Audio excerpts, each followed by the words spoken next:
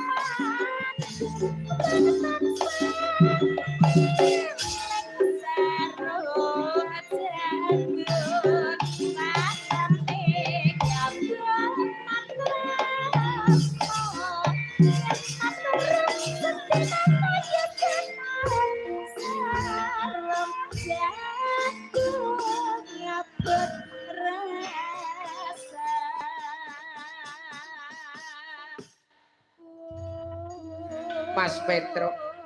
Piye, Kang? Ketok nek warga masyarakat punut ngene, masyarakat ingkang berpendidikan SDM ya lumayan dhuwur kabeh. Nggih.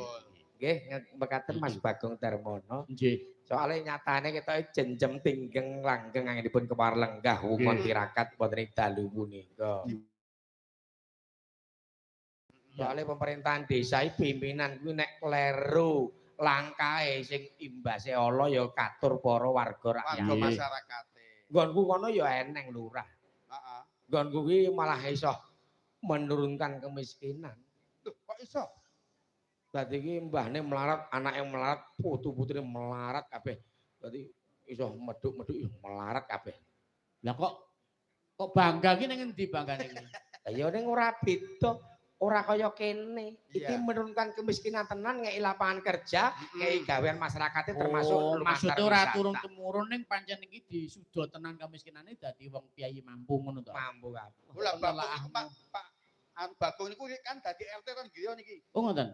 Dek jaman Bagong dereng dadi RT niku mriku sing RT niku sing melarat wong selawe. Heeh. Lah bareng dhek dadi RT? Kantun wong kalih. Loro. Sing marat nggih. Sapa kuwi? Sing telu kan mati, Pak. Ya tok. Makane kaya kalian Pak Iwan, Pak RT, Pak RW, pimpinan khususnya. Gitu Mas Bagong. Gunakan pangkat derajat untuk rakyat Anda. Ya. Dari paling atas dulu. Iya. Soalnya nek batase pangkat kuwi. Iya. Presiden iso leren,